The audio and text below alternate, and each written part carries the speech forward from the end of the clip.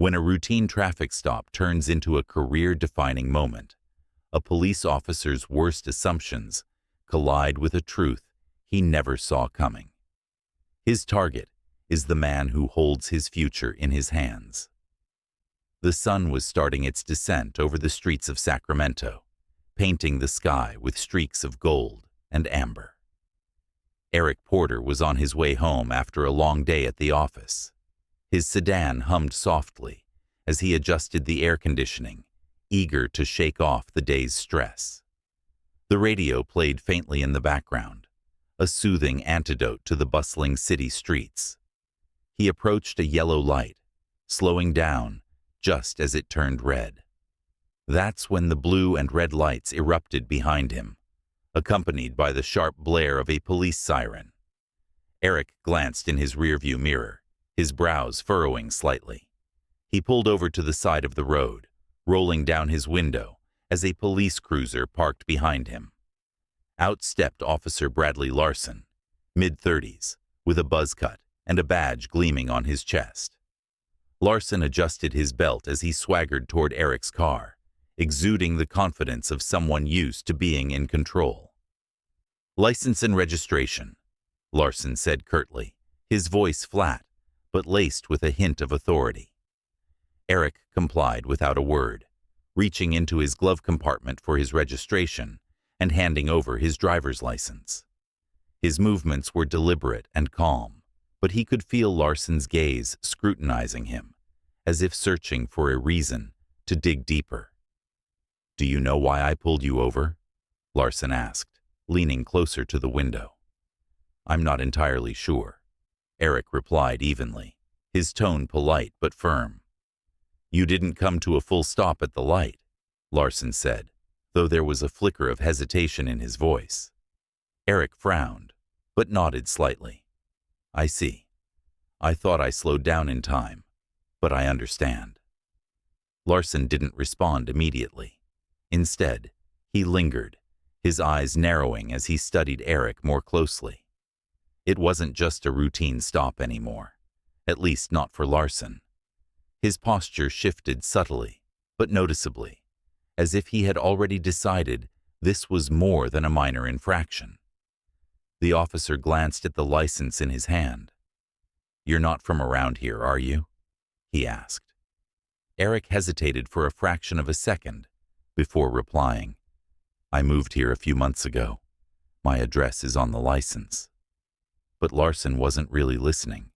His questions were starting to take on an edge, just enough to suggest that he wasn't concerned about a traffic violation anymore. Eric's calm demeanor seemed to unnerve him, and he leaned in closer. "Where were you headed in such a hurry?" "Just going home," Eric replied. His tone remained steady, but the subtle shift in the air was impossible to ignore. Larson didn't just see Eric as a driver anymore. He saw something else, something that warranted suspicion. Eric could sense the tension building, but he didn't flinch. Little did Officer Larson know, the calm exterior wasn't naivety. It was control. This was just the beginning. Larson took a step back, folding Eric's documents with exaggerated slowness before tucking them into his chest pocket. He straightened up, his expression shifting into something faintly smug, as though he'd already made up his mind about the man sitting in front of him. "Step out of the car for me," Larson ordered. Eric's grip on the steering wheel tightened briefly, but his face betrayed no reaction. "Is there a specific reason for that, officer?" he asked, his tone measured. Larson's lips twitched, but he masked it quickly. "I asked you to step out of the car. You don't want to make this harder than it has to be." The threat hung in the air, unspoken yet unmistakable. Eric exhaled slowly and opened the door. As he stepped out, Larson's eyes flicked over him, sizing him up. Eric stood a little taller than the officer, his shoulders broad, but his demeanor unthreatening. His tailored suit suggested professionalism. His polished shoes hinted at someone meticulous and careful. Yet none of that seemed to matter. Larson gestured toward the front of the car. Hands where I can see them. Eric complied, his movements calm and deliberate. Is there something specific you're looking for? Officer Larson smirked faintly. Just routine. We've had some incidents around here. You can never be too careful. Eric turned his head slightly, locking eyes with Larson. Incidents involving men in business suits driving sedans? Or does this have more to do with something else? The question landed like a punch, and for a moment, Larson's composure faltered. He straightened up, his hand drifting toward his belt, more reflex than necessity. Watch your tone, he said, his voice hardening. I'm simply asking a question, Eric replied. There was no defiance in his voice, just a quiet firmness that seemed to unsettle the officer. Larson leaned closer, his eyes narrowing. You seem awfully familiar with how this works. You got something to hide? Eric let the silence stretch for a beat before answering. No, officer. I just believe in being clear about the reasons for an interaction like this. Transparency, you know. Larson scoffed but didn't reply. He stepped back, pacing a small circle in front of the car. The dynamic was shifting in ways he couldn't quite grasp. Eric wasn't reacting the way most people would. There was no fear, no stammering, no nervous fidgeting. Instead, there was control, poise, and an unsettling calm that put Larson on edge. You seem pretty confident, Larson muttered, almost to himself. Like you think you know what's going to happen next. Eric didn't rise to the bait. Instead, he tilted his head slightly. Confidence isn't the issue here, officer. Respect is.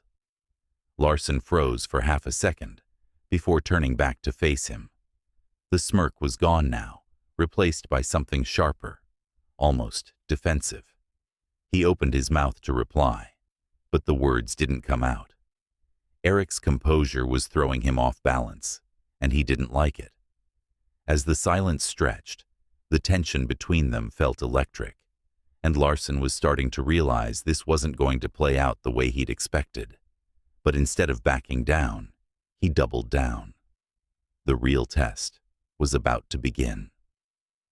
Larson tapped his fingers against the holster on his belt, his frustration barely concealed. He wasn't used to being challenged, especially not by someone who looked like Eric. His gaze flicked back to the sedan, as though searching for a justification he hadn't yet manufactured. Turn around and place your hands on the hood, Larson said, his voice clipped. I need to check for weapons. Eric raised an eyebrow. Weapons? He repeated, his tone incredulous but still measured. Do I look like someone who's carrying a weapon? Larson's jaw tightened, and for a moment, his composure cracked. I'm not going to ask you again. Eric hesitated, a flicker of something unreadable passing across his face. Then, without a word, he turned and placed his palms flat against the hood of his car. Larson approached, the crunch of his boots on the asphalt breaking the uneasy silence. The officer patted Eric down in quick, rough movements, his hands lingering a little longer than necessary. It wasn't just a search. It was an attempt to assert dominance, to provoke a reaction. But Eric didn't flinch, didn't stiffen, didn't so much as shift under the invasive scrutiny. You're clean, Larson muttered, stepping back. The admission sounded begrudging, like he was irritated that he hadn't found anything to justify his suspicion. Eric turned to face him, his expression calm, but his eyes sharp.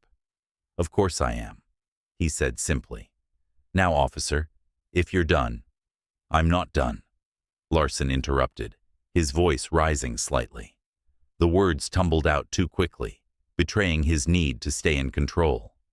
You seem to know a lot about what I can and can't do. Care to explain why?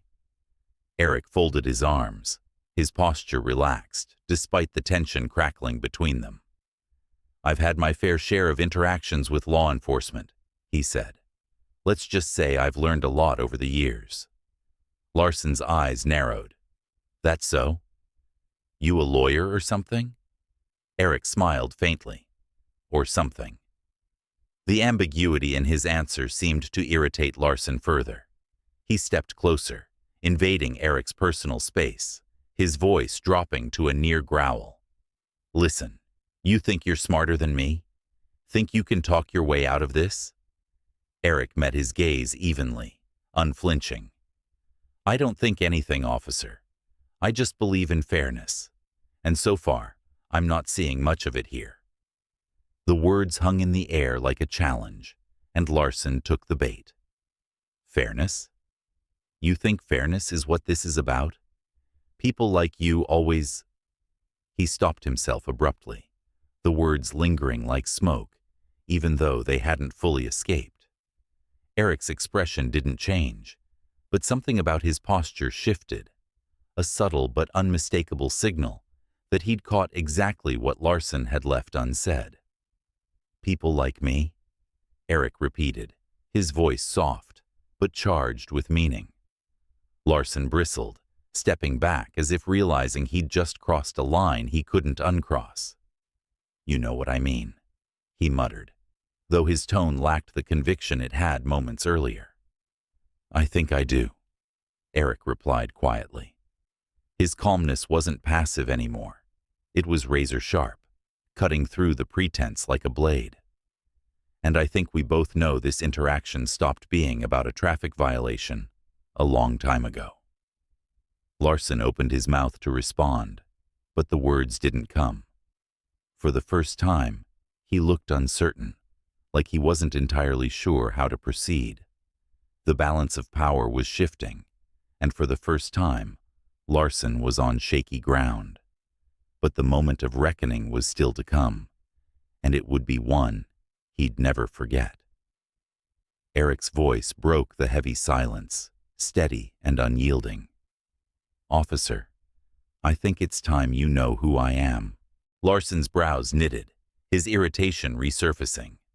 I don't care who you are, he shot back, though the faint crack in his tone suggested otherwise.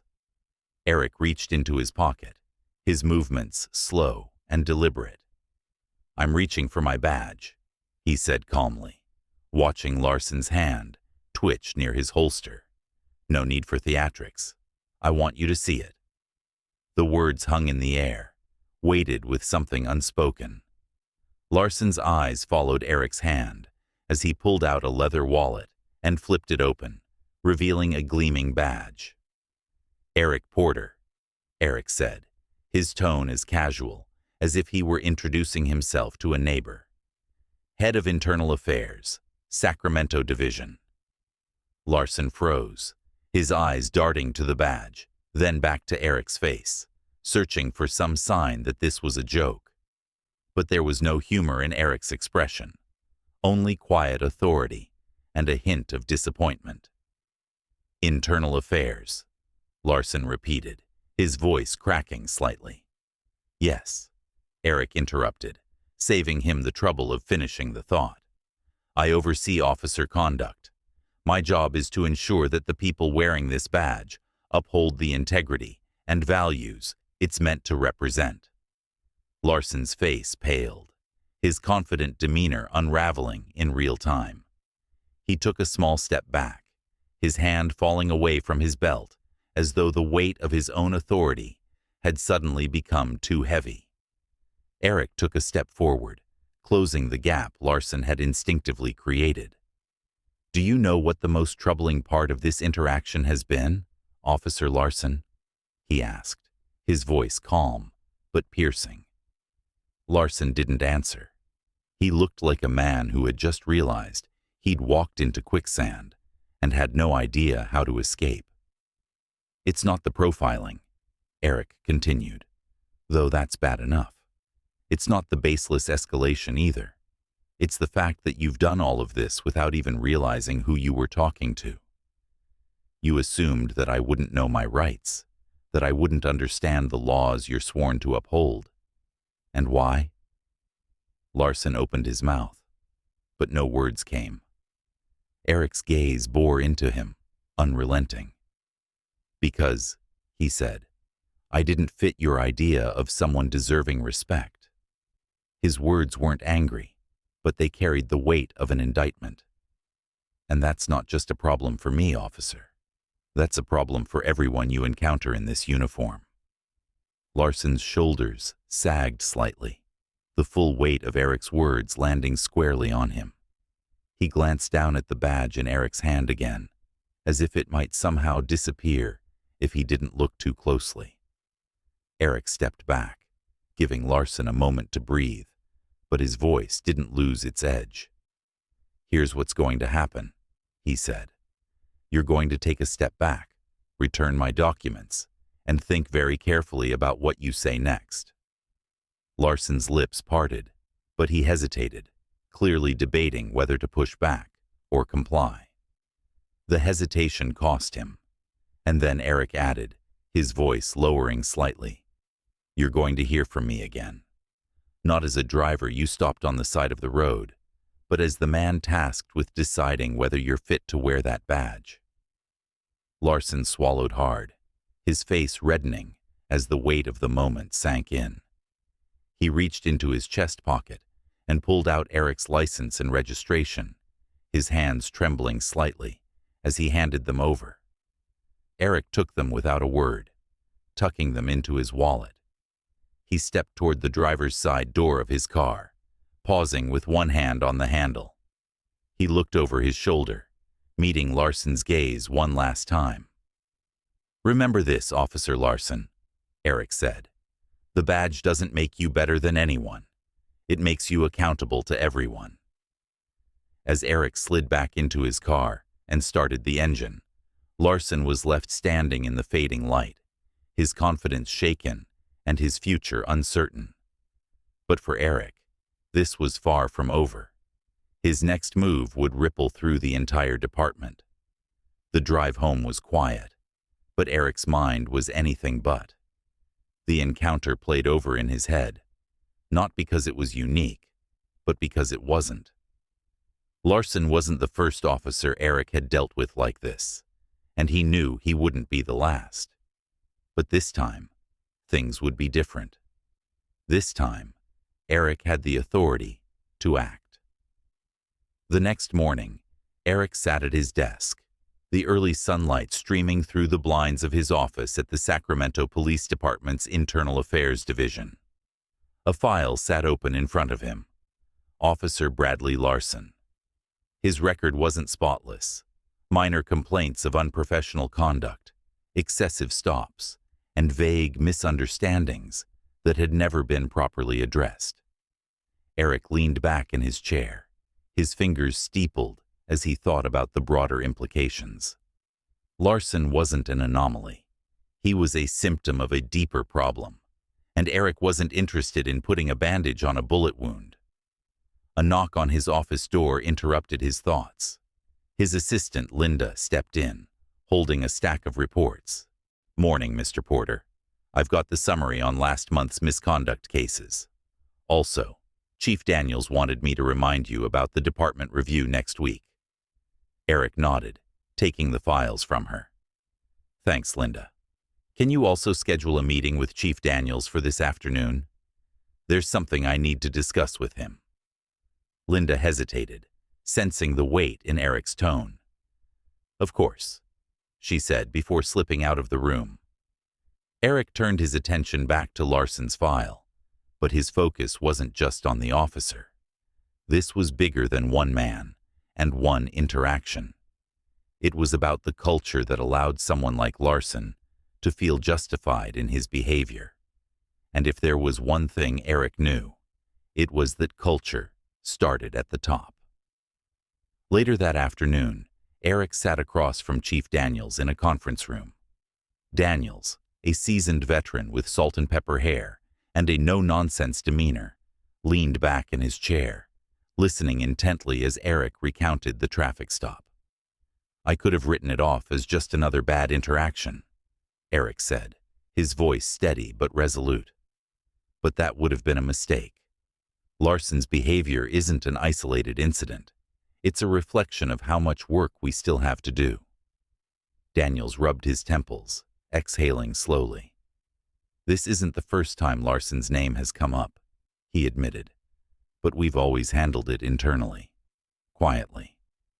And that's the problem, Eric replied. Quiet doesn't fix anything. Quiet lets it keep happening. It's time to be loud. Daniels looked at him, the weight of the conversation etched into his face. What are you proposing? A department-wide review, Eric said without hesitation. Not just of individual officers, but of our training, our protocols, our accountability systems. We can't keep sweeping this under the rug.